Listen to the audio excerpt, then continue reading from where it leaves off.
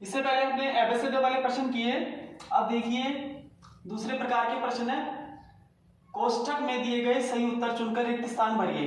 तो रिक्त स्थान वाले फिल इन द ब्लैंक वाले क्वेश्चन भी आएंगे, तो उनके उत्तर हमें करने हैं। तो देखिए पहला प्रश्न दिया है हमें, -2 से बड़ी परिमेय संख्या है। ऑप्शन में हमें दिए दो ऑप्शन, -3 है या -3 है या 0 है।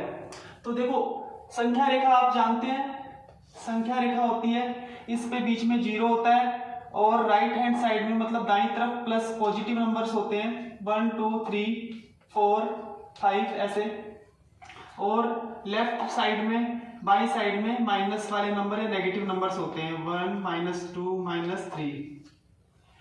तो देखो जब हम राइट हैंड साइड में जाएंगे तो नंबर बड़े होते जाएंगे और लेफ्ट हैंड साइड में होंगे तो नंबर छोटे होते जाएंगे। तो -2 यहां है, तो -2 से बड़ी परिमेय संख्या है। तो -3 तो लेफ्ट हैंड साइड में है तो ये तो छोटी हो गई, तो -2 से बड़ा है -1 0 1 2 3, तो बड़े नंबर इस तरफ होंगे।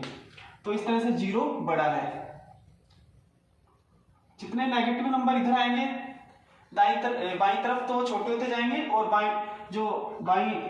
तरफ तो छोटे नंबर होंगे, और जितना अपन दाई तरफ चलेंगे बड़े होते जाएंगे नंबर। दूसरा क्वेश्चन हमें दिया है x से 5 अधिक है। तो ये जो लैंग्वेज बोल रहा है उसके अकॉर्डिंग हमें समीकरण बनाना है। मतलब x से 5 अधिक है तो x + 5 हो जाएगा। x में 5 जोड़ देंगे तो 5 अधिक हो जाएगा ना, x + 5। ठीक है, 5x तो ये गुणा में है, 5 अधिक की बात कर रहा है तो x + 5 हो गया। तीसरा प्रश्न दिया है, वर्ग में विकिरणों की संख्या होती है। वर्ग, देखो इस वर्ग किसे कहते हैं? वर्ग एक प्रकार का चतुर्भुज होता है, ऐसी आकृति होती है जिसकी चारों भुजाएं समान होती हैं। तो इसमें विकिरण खींचेंगे हम, तो देखो एक तो ये विकिरण हो गया, एक ये, कुल 2 विकिरण खींचे जा सकते हैं। तो इसका आंसर होगा 2। 4 नंबर का प्रश्न है, 272 के वर्ग में इकाई का अंक। 272 के वर्ग में, देखो 272 का वर्ग का क्या मतलब होता है? 272 की घात 2, मतलब 272 को 272 से गुणा कीजिए, ये मतलब होता है। लेकिन हमें इतनी कैलकुलेशन नहीं करनी, हमें जो इकाई का अंक है ना 2, ये वाला 2 है, 2 को 2 से गुणा कर देना है, 2 गुणा 2, तो 2 दूनी 4 हो गया। तो ये 4 हमारा ऑप्शन सही है, तो यहाँ 4 लिख देंगे हम। ठीक है, इकाई के अंक को गुणा करके फिर जो वैल्यू आएगी वो लिख देंगे। प्रश्न संख्या 5 है, 7x - 42 का गुणनखंड होता है। अब इसमें हमें गुणनखंड करना है। देखो क्या दिया है हमें, 7x - 42। तो मैं क्या इस 42 को इस प्रकार से लिख सकता हूं, देखो 7x - 7 × 6, 7 6 42 होते हैं। तो इसको हम क्या करेंगे, कॉमन ले लेंगे। कॉमन वो संख्या लेते हैं जो दोनों के पास उपलब्ध होती है। तो 7 इसके पास भी है, 7 इधर भी उपलब्ध है, तो 7 को हमने कॉमन लिया, तो अंदर क्या बच गया हमारा, x - 6। तो 7 × x - 6 ऑप्शन में कौन से में से है, इस वाले ऑप्शन में। तो ये हमारा उत्तर सही है, 7 × x - 6। अब देखिए हमें दिया है 6 नंबर प्रश्न में, 70 का 50% क्या होगा। तो मैंने प्रतिशत निकालना अच्छी तरह से आपको सिखाया है। 70 का 50%, ये प्रतिशत का साइन होता है, और का मतलब क्या होता है, गुणा का निशान। तो 70 × 50 और प्रतिशत, प्रति प्लस शत मतलब प्रति 100 पे निकाला जाता है, तो नीचे 100 का भाग दे देंगे। 0 से 0 कैंसिल आउट हो गई, इस 0 से ये 0 कैंसिल आउट हो गई। अब 7 पंजे 35, तो इस प्रकार से निकालेंगे हम प्रतिशत। तो ये हमारा इसका उत्तर आ गया 35। तो हमारा ये ऑप्शन सही हो गया। नेक्स्ट क्वेश्चन है 7वां, मूल बिंदु के निर्देशांक हैं। तो 2 ऑप्शन दिए हैं, 0 0 या 3 2। तो देखो निर्देशांक क्या होते हैं, ऐसे एक्सिस होते हैं, अक्ष होते हैं, ये x और ये y, x dash y dash. तो देखो इधर पॉजिटिव नंबर होते हैं और बीच में 0 होता है, बीच में क्या होता है, 0 0, क्या 1 2 3, यहाँ -1 -2 इस तरह से होते हैं, और ऊपर +1 +2 +3 और नीचे -1 -2 -3। तो देखो मूल बिंदु तो यही होता है जहां पे दोनों काटती हैं, प्रतिच्छेद करती हैं x y एक्सिस। तो इसका होगा 0 0 0 जीरो ही होगा, तो ये वाला ऑप्शन सही है। तो हमें 0 0 ध्यान रखना है आपको, 0 0। संख्या 132 को उल्टे क्रम में पलटने पर बनने वाली संख्या क्या होगी? तो 132 है, इसको उल्टे क्रम में लिख देंगे, मतलब 2 को पहले लिख देंगे, फिर 3 यहाँ आएगा, फिर 1, 231 बनेगी। तो यहाँ पे उत्तर लिख देते हैं 231।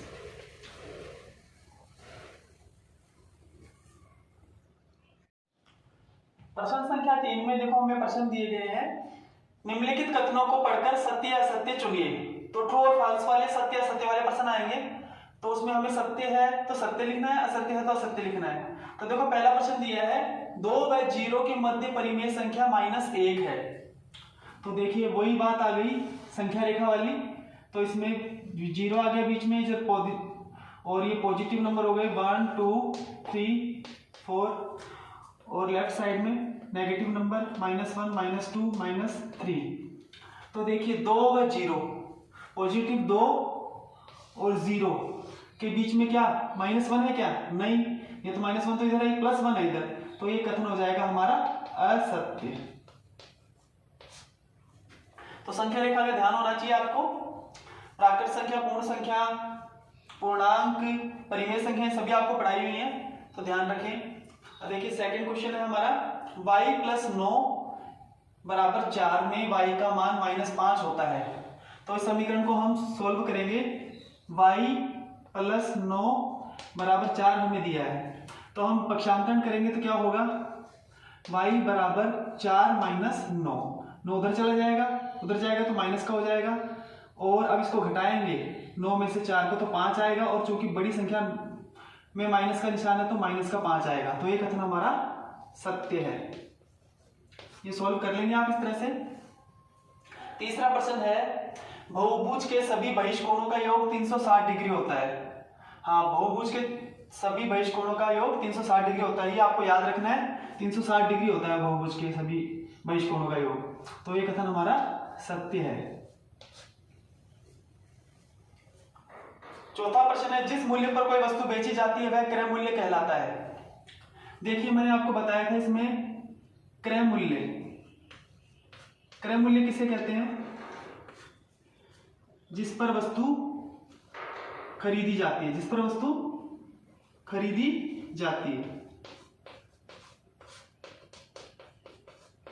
और विक्रय मूल्य किसे कहते हैं? जिस पर वस्तु बेची जाती है। तो जिस मूल्य पर कोई वस्तु बेची जाती है वह क्रय मूल्य कहलाता है क्या? नहीं, जिस पर बेची जाती है वो तो विक्रय मूल्य कहलाता है, तो ये कथन हमारा असत्य है। अब देखिए पांचवा प्रश्न है, a की पावर m गुणा a की power n is equal to a की पावर m इंटू m। तो ये देखो जब आधार समान हो और ऊपर घातें अलग अलग हो तो घातें जुड़ जाती हैं, लेकिन यहाँ पे तो गुणा करके दिखा रखी है। ये सूत्र ऐसा होता है, देखो a की पावर m प्लस a की power n is equal to होगा a की पावर m प्लस n। यहाँ प्लस होना चाहिए था, लेकिन यहाँ पे क्या दे रखा है? गुणा। तो ये कथन हमारा असत्य है। नेक्स्ट छठा क्वेश्चन है, m स्क्वायर माइनस 25 के गुणनखंड कीजिए। m प्लस 5 m माइनस 5 है क्या? तो इसके गुणनखंड ये है क्या? तो देखो इसकी जांच कैसे करेंगे। देखो ये कौन सी सर्वसमीकाएं आपको पढ़ाई गई हैं, तो ये कौन सी स्थिति में है? तो देखो ये एक सर्वसमीका आपने पढ़ी थी, a square minus b square is equal to a plus b into a minus b। तो देखो इसको m स्क्वायर हमें दिया है और माइनस में 25, इसको इस प्रकार से लिख सकता हूं, m स्क्वायर माइनस 5 का स्क्वायर, 5 का स्क्वायर क्या होता है? 25, 5 गुना 5। तो ये a square minus b square की सिचुएशन में है, तो इसको ये मान लो a है और ये क्या है? b है। तो इसको इस प्रकार से लिख लेंगे हम, क्योंकि स्क्वायर है तो ये दो संख्या हो गई, तो एक बार ऐसे लिख लेंगे, इसको हम m प्लस 5 और m माइनस 5। देखो ऐसी यही देखा है, तो ये हमारा कथन सत्य हो जाएगा, सत्य है।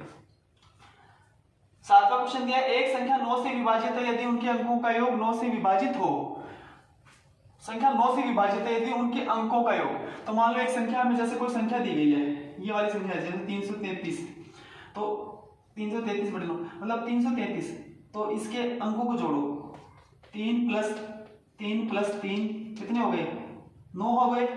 और 9 में 9 का भाग जाता है, तो इनका टोटल 9 है, तो 9 में 9 का भाग जाता है, इसलिए विभाजित होगी।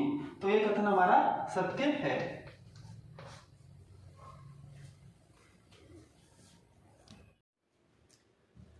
प्रश्न संख्या 4 देखिए, इसमें दिया हमें मिलान कीजिए। तो ये बीज व्यंजकों के मिलाने वाले प्रश्न भी आएंगे इसमें। तो देखो किस प्रकार से, देखो खंड ए और खंड ब ऐसे दे देंगे आपको ऑप्शंस में, फिर बाद में आपको क्या करना है, इनको मिलाना है। तो देखो पहला हमें दिया है 2x × 3y। ये डॉट का मतलब होता है गुणा, डॉट का मतलब क्या होता है? गुणा का निशान।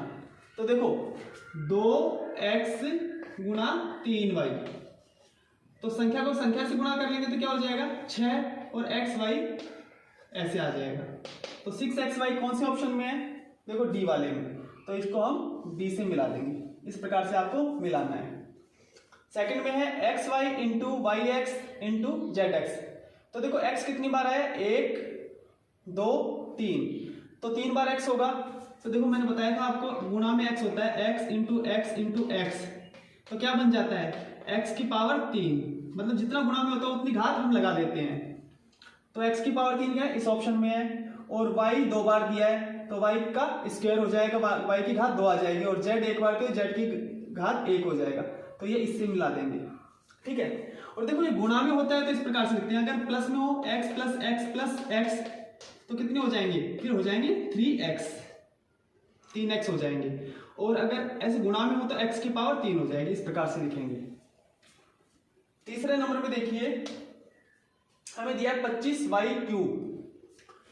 तो 25y³, तो देखो 25 इसको गुणनखंड करके देखो कौन सा ऑप्शन मिल रहा है? 25y³। तो इस 25 को इस प्रकार लिख सकता हूं मैं 5 × 5। तो देखो ये वाला ऑप्शन इसमें मैच खा रहा है। -5 और -5 क्या हो गए?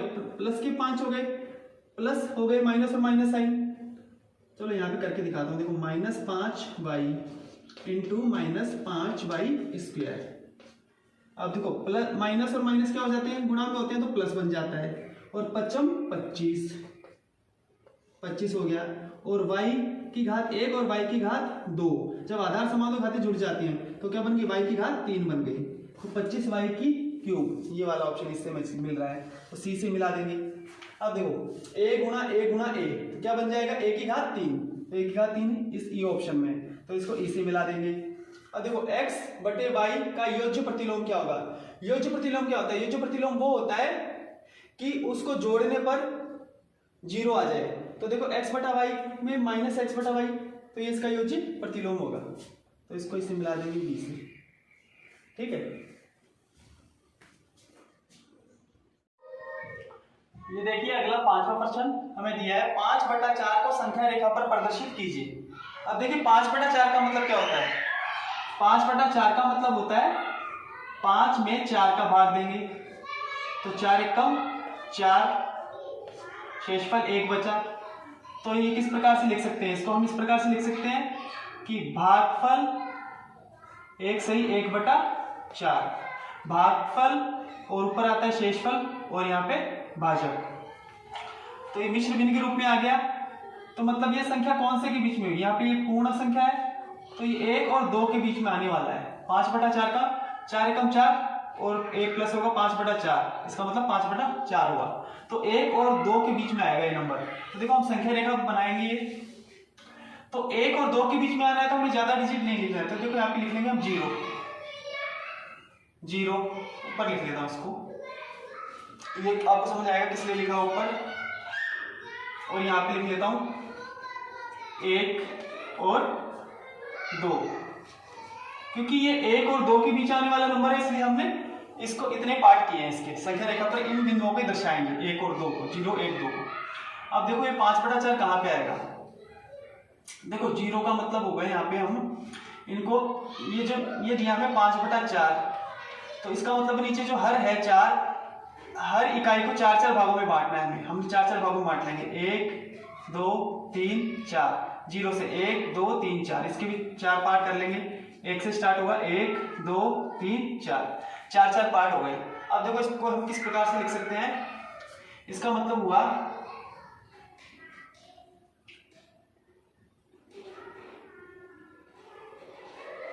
0/4 इस पॉइंट का मतलब, और इस इकाई का मतलब 1/4, इसका 2/4 जितने पार्ट हुए हैं, इसका 3/4 और इसका 4/4। मतलब क्या हुआ, 4/4 को काटेंगे तो ये क्या आना है, 4 एकम 4, और यहाँ पे फिर 5/4, 6/4, 7/4 और इसका 8/4। देखो इसको काटेंगे हम तो 4 एकम 4, 4 दूनी 8, 2/1 का मतलब क्या होता है, 2 ही होता है। तो इस तरह से इनको हम इकाइयों के रूप में विभक्त कर लेंगे। तो अब हमारा पॉइंट कहाँ पे है, 5/4, ये हमारा अभिष्ट बिंदु हमें प्राप्त हो गया, तो हमने इसको दर्शा दिया, तो यहाँ पे 5/4 आ जाएगा। इस तरह से हम सॉल्व करेंगे। अब देखिए छठा क्वेश्चन हमें दिया है 3x + 2x + x और बटे में क्या है 5। अब देखो 5 5, अगर यहाँ पे अलग संख्या दी होती 5 10 15 तो हम एलसीएम निकालते, लेकिन अब यहाँ पे भी एलसीएम तो निकालेंगे, लेकिन हमें यहाँ पे निकालने की जरूरत नहीं, हमें सीधा पता लग गया क्योंकि सेम संख्या है तो 5 ही एलसीएम आना है। तो अब जब तीनों समान हो तो वो भाग देंगे तो एक ही आएगा, और इन तीनों को गुणा करेंगे तो सीधा लिख देंगे हम 3x + 2x + x। इनको जोड़ देंगे ऊपर वालों को, 3x + 2x + x कितने हो गए, 3 2 5 और 1 6x, 6x/5 हमारा उत्तर आ गया। इस तरह से इनको सॉल्व करेंगे।